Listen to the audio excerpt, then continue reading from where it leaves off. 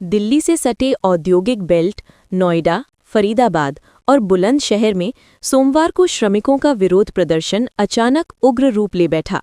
वेतन और कार्यस्थितियों को लेकर शुरू हुआ ये आंदोलन कुछ ही घंटों में हिंसक घटनाओं में बदल गया, जिससे कई इलाकों में अफरा तफरी का माहौल बन गया।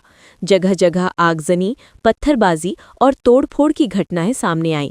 हालांकि प्रशासन के सक्रिय हस्तक्षेप के बाद फिलहाल हालात काबू में बताए जा रहे हैं, लेकिन बवाल के बाद के दृश्य स्थिति की गंभीरता को साफ बयां कर रहे हैं।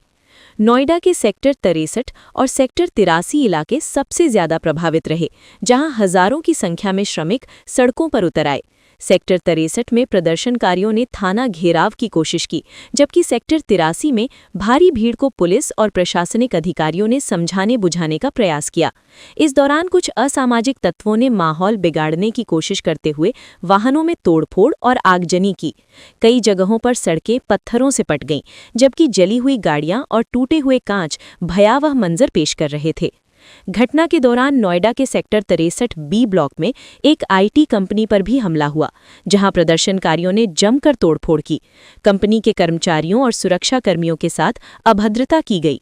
हमले के समय कंपनी में मौजूद महिला कर्मचारियों में भी दहशत फैल गई। किसी तरह कर्मचारियों ने खुद को सुरक्षित बाहर निकाला। इस पूरी घटना का सीसीटीवी फुटेज भी सामने आया है, जिसमें उपद्रवियों की हरकतें साफ देखी जा सकती हैं। स्थिति को नियंत्रित करने के लिए पुलिस को कड़ी मशक्कत करनी पड़ी। कई जगहों पर पुलिस और प्रदर्शनकारियों के बीच धक्का मुक्की की घटनाएं भी हुईं। एक वीडियो में सेक्टर 63 के एसएचओ अमित काकरान भीड़ को नियंत्रित करने की कोशिश करते नजर आए। इसी दौरान वे गिर पड़े। पुलिस ने मौके पर पहुंचकर कई उपद्रवियों को हिरासत में लिया और कार्रवाई शुरू कर दी है। इस हिंसक प्रदर्शन के बीच एक बड़ी घटना तब सामने आई जब पथराव के बीच एक स्कूल बस फंस गई। बस में सवार बच्चों में चीख पुकार मच गई। आसपास के लोगों की मदद से बच्चों को सुरक्षित बाहर निकाला गया और पास के एक होटल में पहुंचाया गया। इस घटना ने पूरे मामले को और संवेदनशील बना दिया। प्रदेश के मुख्यमंत्री योगी आदित्यनाथ ने पूरे घटनाक्रम पर सख्त रुख अपनाते हुए साफ कहा कि सरकार श्रमिकों के साथ है, लेकिन किसी भी तरह की अराजकता बर्दाश्त नहीं की जाएगी। उन्होंने श्रमिकों से अपील की कि वे किसी के बहकावे में न आएं और अपनी समस्याएं सीधे सरकार और प्रशासन के सामने रखें।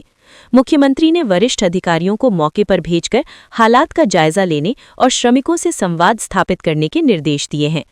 वहीं श्रम मंत्री अनिल राजभर ने इस पूरे घटनाक्रम को साजिश करार देते हुए कहा कि कुछ भारत विरोधी ताकतें श्रमिकों को भड़काने का काम कर रही हैं। उन्होंने हाल ही में मेरठ और नोएडा में 4 संदिग्ध आतंकियों की गिरफ्तारी का जिक्र करते हुए दावा किया कि इनके तार पाकिस्तान में बैठे हैंडलरों से जुड़े थे। उन्होंने श्रमिकों से अपील की कि वे ऐसे तत्वों के हाथों की कठपुतली न बने और शांति बनाए रखें।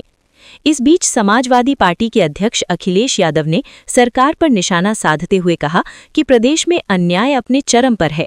उन्होंने आरोप लगाया कि मजदूर लंबे समय से अपनी मांगें उठा रहे थे, लेकिन सरकार ने उनकी बात नहीं सुनी। उन्होंने सवाल उठाया कि जब अन्य राज्यों में मजदूरों का वेतन बढ़ाया गया है, तो उत्तर प्रदेश में ऐसा क्यों नहीं किया गया। नोएडा पुलिस ने सोशल मीडिया पर फैल रही अफवाहों पर भी सख्ती दिखाई है।